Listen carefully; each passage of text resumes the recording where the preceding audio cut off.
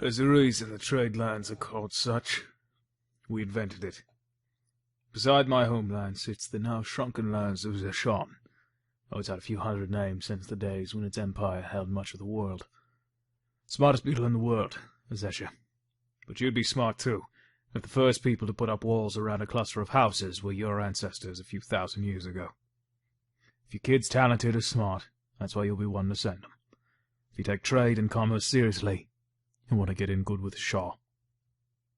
Above Zeshan sits a nation that broke off its first empire. Ursamer was carved out a few hundred years ago in a holy war, and it now stands ruled by a council dictated by their priests. With a single god, we're lucky there are many aspects of the big man that different folk in Ursamer pray to. Different sides of one coin with which to trade, high to fight, or high to kill. There's more to it than that, but none that matter. Ursamer has many enemies, and no excess of allies. Now the Spicer Coast. Home. You want freedom? Coast is for you. Riches? The place to be. A life on the most beautiful waves the world can conjure? Well, you know where to look. My city, Shaltan, is a young and hungry lion eyeing the king on top of his hill. That's Caspecia, for now. That's where the bulk of the power and the alliance of the Spicer cities lie. Again, for now. There are others, but most of us operate under the same laws. Mainly the law of staying out of each other's way.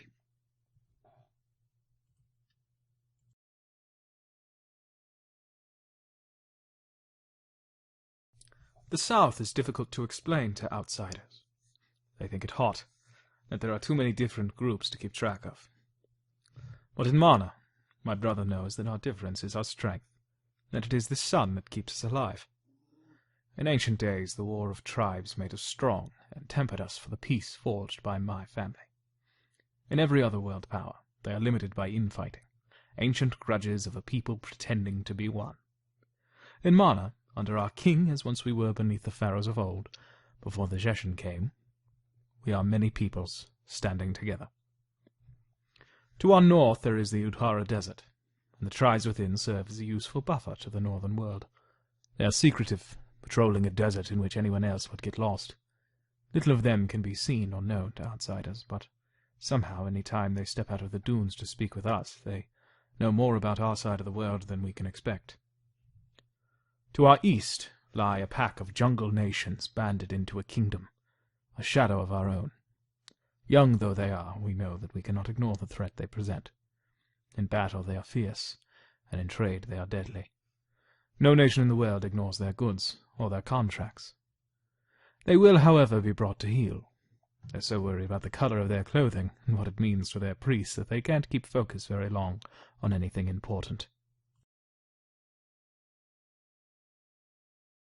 The Jade Kingdoms is a name given to our lands by what is now Zeshan millennia ago. The first thing traded between us and the First Empire was a pot of jade, so that is what they called us for thousands of years. But we don't worry. Let them call us what they like, and all their gold can become ours. My land, Shuhan, is the most powerful in the region. We are not constantly at war with ourselves, aside from a failed coup d'etat a few years ago, and our hand is within each region of Wolharn, be it by trade or cultural deployment. None can resist what a Shuhan merchant or storyteller brings before them. Though Zeshan perhaps puts down trade laws in writing, they are born within the walls of the imperial palace. And they would have to be. All lands but two owe a great debt to our empire. Those lands are Zeshan and Shuhan itself. What makes Shuhan work is not the blood in your veins given to you by your mother and father, but the fact that the sweat of those on the bottom rung actually get them somewhere. Much could be said about the land of Onkol. It has been at war with itself for some time, religious problems giving rise to civil unrest. The Sultan rules, and serves as a valuable ally to the Emperor of Shuhan, but he fights with priests of two different faiths for the sins of his father. Too much to control, and with resources spread too far to control it. Still, it is a beautiful nation, and pieces they place around Wolharn move in most unpredictable ways. The Dazistrian steppe is home to nomads who ride horses and unleash clouds of arrows that spell death to any they find. They raid in Jashan, Onkol, and even in Shuhan. Luckily, they're just as likely to fight each other, and through a few supplies or weapons can be convinced to start new clan feuds. So the surrounding nations have always had one shared agreement that will never break. Keep the clans at each other's throats. Because if they ever unified, the world would be theirs in the time it took their horses to ride to each corner.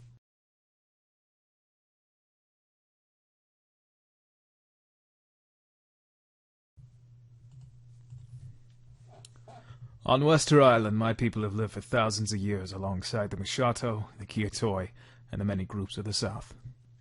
Now the South has been absorbed by the Zolka, a group who came from a land as large as Wolharn, when they lost too many wars and found space they could find many victories.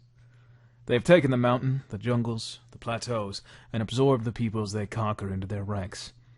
An army with great power, better organized, and with wealth enough to trade with lands on the continent they've never seen. They expand and build and take in everything they find. If my people weren't strong, they would terrify me. My people are the Hakote. Once 3 tribes of humans, orcs, and elves, we came together in the face of the southern threat when they arrived. Once we were the Ha, the Ko, and the Te. Now we are one. Stories passed back by mercenaries and law speakers from my tribe that travel to the continent tell of nomads, riding tribes in flatland on the mainland of Wolharn. And one thing is as true there as it is for the Hakote. Speed, the saddle, these are life. Without them we are lost. Without them we are the same as the people going around on their feet. And those people are for raiding. Like the Kiatoi, forest people. Like us, they used to be many tribes, but came together in confederation when their forest began to die. One tribe, a tribe of wood elves, had the solution to save them. So the humans and dwarves and halflings agreed to follow them.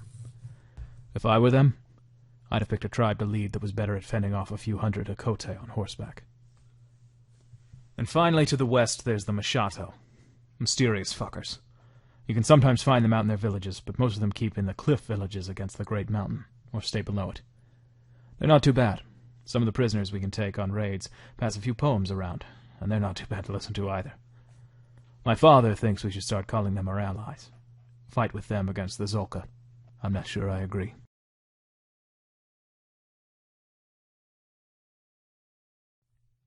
If you have to ask why the Green Kingdoms are called such, then you have clearly never been. Nowhere has better farmland or more beautiful scenery than Dasiro or our former rulers, the Hallandor Empire. Perhaps below the Artashan Mountains, the dwarves even grow in green gardens. We have no way of knowing. Artashan is the only kingdom in the world that is a single race. The dwarves there once were great friends to the entire world, but have drawn back of late. Now the only outsiders lit below the mountain are traders from Axum in the south, and what the dwarves are doing below, well, they're not telling. Hallandor is the most dangerous nation in the entire world. Millions upon millions of trained soldiers, an infrastructure 1,000 years old, and a religion with no compunction toward killing. So they've grown in the last few decades again. They have never recovered from their greatest loss, Dasiro, their northern neighbor. All the columns and togas in the world won't make their elven emperors forget that. In my country, Dasiro, we are bound by ancient structures of honor. Our faith in the Holy Twins keeps us on a righteous path, and one that does not believe in the excess of the Hallandor Empire.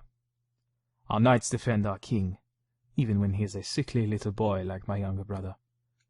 The peasants clamor at the feet of our nobility, as is natural, and new nobility defends the old, to earn or secure their place in court. But greater than any trade or art we give the world is our holding back of the savages to our north in the form of the Yorn. They have always raided south, but our soldiers and knights keep them from reaching south of us by land. Yorn is a land of heathen tribes that seek blood simply to see it run out of the bodies of the defenseless.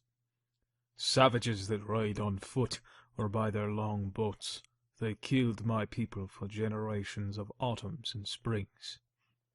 You'll find all the races save for halflings and elves, but don't expect an orc from Yorn to let an orc from Hallandor off easy in a raid. Their way is killing. Even when they were conquered by a white dragon for hundreds of years, still they killed millions. Now, because of my father, they are free, but still they raid and kill and worship their disgusting gods. My kingdom, Dalryoth, was founded by refugees from devastation millennia ago. We were a people who cowered from the raids coming from our west and begged for help from the people from the south. Help never came, until at once my father received word from new gods, and found the scattered fangs and scales of a silver dragon defeated by the white who ruled the Yorn tribes. My father forged the hammer I now wield, and struck the dragon down, becoming ruler of a new land changed by the Light Father and Light Mother. The South never helped us when we needed it, but now they will receive my aid in the form of salvation from eternal hell. In their worship of disgusting heathen gods, they risk hellfire. The fire I bring will seem like a hot day if they do not submit.